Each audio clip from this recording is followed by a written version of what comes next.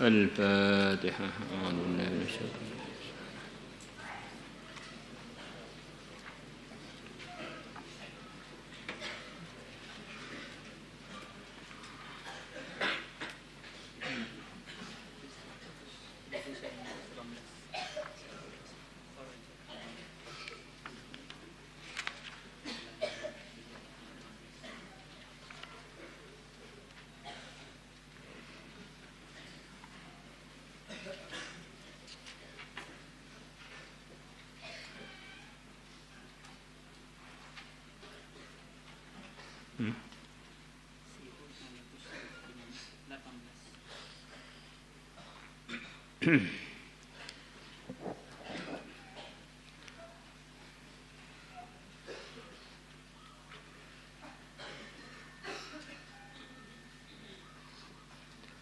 الفاتحة. أعوذ بالله من الشيطان.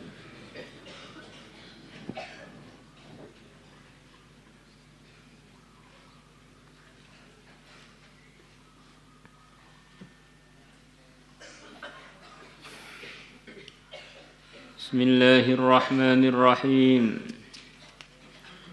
وخرج الطبراني وأبو يعلى بإسنادهما عن أنس رضي الله عنه قال قال رسول الله صلى الله عليه وسلم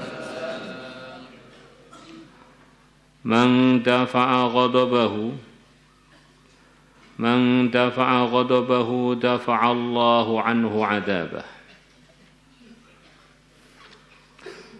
Barang siapa menolak marahnya, dia marah tapi tidak dilaksanakan. Dafa'allahu anhu adzabahu, maka Allah akan menolak darinya kemurkaannya, siksanya Allah. Wa man hafidha lisanahu, dan barang siapa menjaga lidahnya, satarallahu auratahu, maka Allah akan menutup aibnya. Kita ini punya banyak aib, kata sebagian ulama, andaikan aib kita ini dibuka dan teman paling dekat kita ini melihat, tentu teman dekat kita itu akan jijik melihat kita. Itu teman dekat, apalagi orang jauh.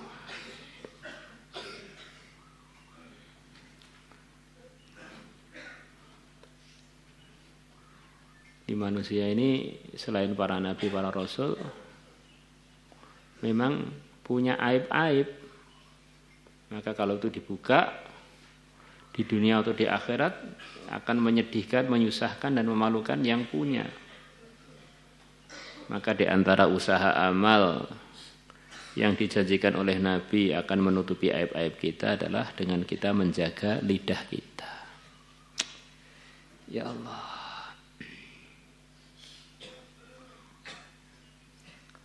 Lafzul Bukhari, lafzul Tabarani, lafaz yang barusan diriwayatkan adalah lafaznya Imam Tabarani.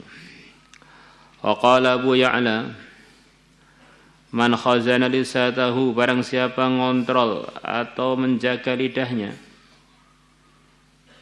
satarallahu auratahu, maka Allah akan menutup aurat dia. Wa man kaffa ghadabahu, dan barang siapa menahan marahnya, kafallahu anhu adzabahu, maka Allah akan menahan darinya siksanya. Wa man i'tadzara ila Allah, dan barang siapa menyampaikan alasannya kepada Allah, di antara artinya i'tadzara itu minta maaf. A'tadziru ilaika, saya menyampaikan alasan saya kepada engkau. Maksudnya saya minta maaf berbuat begini-begini atau tidak berbuat begini-begini, alasan saya begini ini. Saya enggak hadir di majelis ini karena saya berhalangan, itu i'tidzar. Saya seharusnya hadir kok terlambat karena saya ada halangan, ini i'tidzar. Barang siapa yang menyampaikan uzurnya kepada Allah, menyampaikan alasannya kepada Allah, qabilallahu udruhu, maka Allah akan menerima alasannya. Asalkan alasannya memang masuk di dalam aturan yang diridhai Allah. Alasan yang diterima secara agama. Udzur atau alasan yang diterima secara agama. Dan Allah itu Sami'un Alim, Maha mendengar, Maha melihat. Maka setiap kita buat sesuatu, rasakan ini nanti akan ada permintaan tanggung jawab dari Allah. Akan ada permintaan alasan kamu berbuat ini apa atau tidak berbuat ini apa. Kalau kita kira-kira tidak berani mempertanggungjawabkan perbuatan kita, nggak berani beralasan yang diterima oleh Allah, ya jangan kita buat. Seperti awalnya kita ngeruyur nih, kalau mau beralasan di depan Allah kira-kira bagaimana? Diterima enggak? Ya Allah, saya ngeruyur karena pengen, kira-kira gimana? Ya Allah, saya ngeluyur karena semangat. Nah, ini kan udzur yang tidak syar'i, yang tidak diterima. Maka apa saja yang mau kita buat, rasakan. Ini akan ada pertanyaan nanti di akhirat dari Allah kepada kita. Kira-kira kita sudah bisa menjawab alasannya atau belum? Kalau belum, jangan dikerjakan.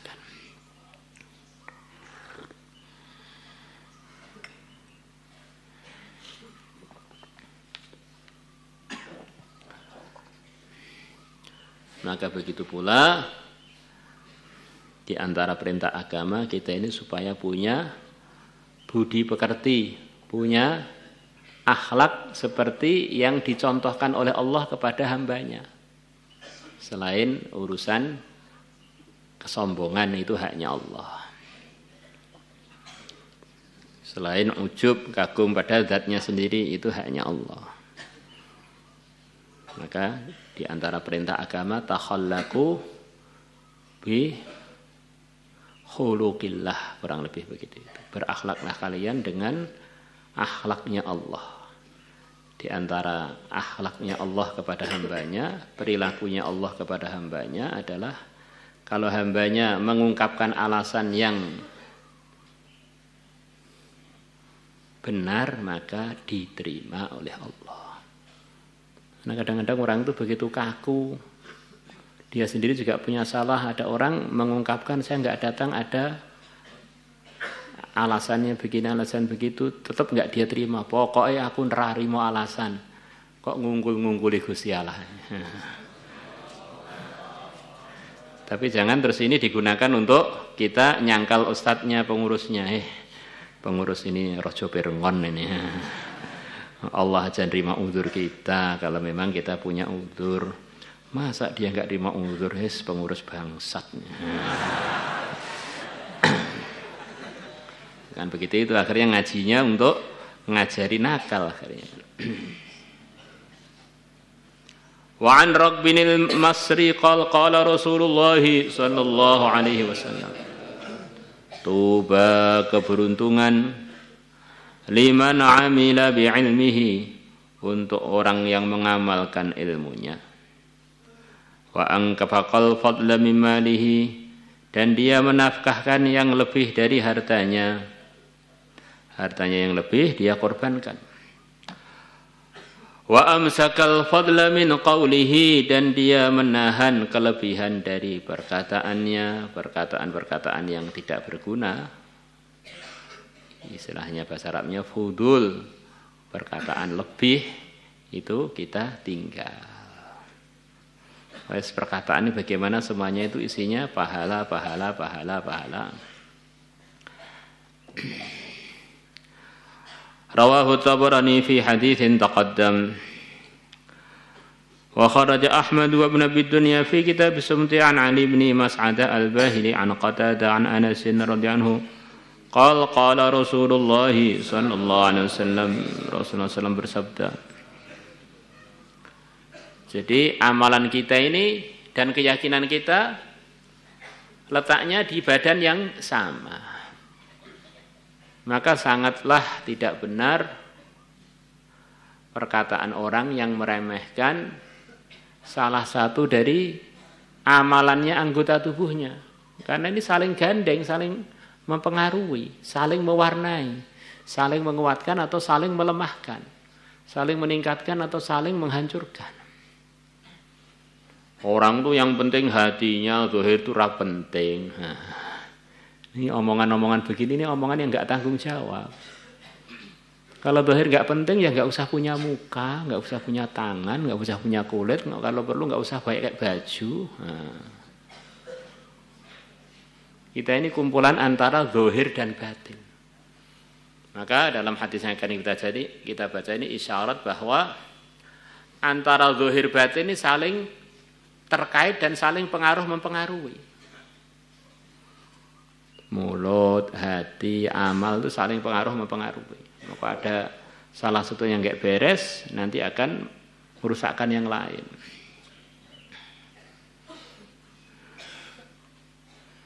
Saya ini melihat santri putri, maksud saya melihat keindahan ciptaannya Allah, Pak. Yang penting hatinya. Hatinya apa sarungnya?